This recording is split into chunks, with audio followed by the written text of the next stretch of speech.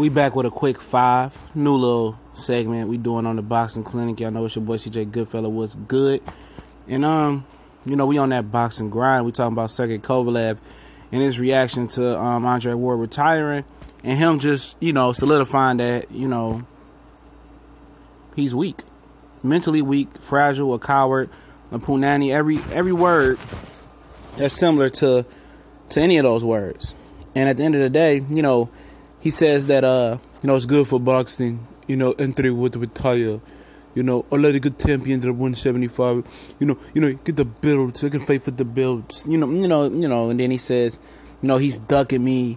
That's why he retired. It's really 1-1, and dude, a lot of these guys are delusional. Y'all boxing fans, a lot of y'all boxing fans, especially the fanboys. And there's nothing wrong with being a fanboy, but y'all don't have no clear, clear thinking when it comes to some of y'all, these guys, especially the Euro fanboys, man, and the Adrian Broner fanboys in particular. I tell y'all I was getting his ass with Mike Garcia. I'm crazy, and guess what? You guys just disappeared and nowhere to be found. But a lot of guys really believe, Kovalev won the first fight because he knocked him down. He was aggressive. He was coming forward. Same thing with the Golovkin fight. Coming forward doesn't win you a fight. Clean, effective punching and ring generalship does, but I'm not going there. He lost to Andre Ward the first time, like I told you guys. I thought that he would reinvigorate himself. He would actually get back to basics, get back to fundamentals, and be on a crusade to whoop Andre Ward. He didn't do that. He got whooped the second time worse than he got beat the first time, obviously. And he couldn't take the body work. And, he's right. He's right on this part. It's a lot of good young champions at 175 or potential champions. Adonis Stevenson days are numbered as well, potentially. If he fights anybody, somebody's going to beat him. He's almost 40 years old. But Kovalev is the most vulnerable guy at 175. That's probably in the top 10. And I'm going to tell you why. Because everybody knows his weakness. And his weakness is body punching, and his weakness is mental fortitude. Once you quit, no matter how, sometimes let's say before he fought Andre Ward, he had a guy hurt. And in the back of their mind, they're like, well, this dude is indestructible. I can't fuck with Kovalev. You know what? I'm going to take this last shot. I'm going to do a little last flurry. If he hits me, you know what? I'm just going to mail it in and live to fight another day. Now guys are thinking, you know what? I'm going to take this. I know he quit before. He can't take it to the body. I got a real chance now. I know the blueprint to beat him. I know I can take the beating, but I know it's a light at the end of the tunnel. Before, when you fought Kovalev, you didn't think it was no light at the end of the tunnel. You thought he was indestructible. He could take it to the body. He could take it to the chin. You didn't have a blueprint to beat him.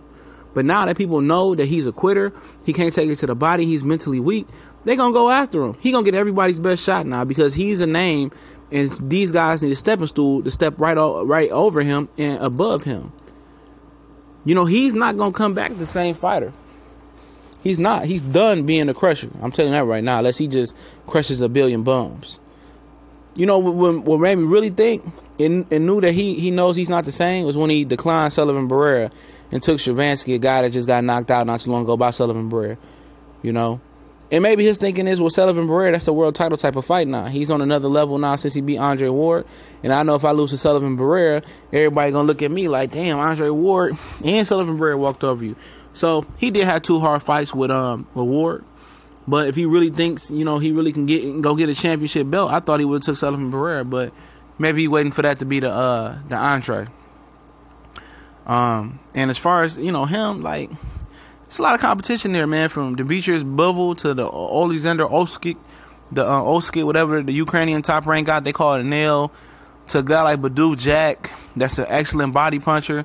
Adonis, I'm not going to count him, to Arthur Beterbiev, who his former trainer, John David Jackson, said he thought that Arthur Beterbiev was always going to be the one to upset the Sergey Kovalev apple cart.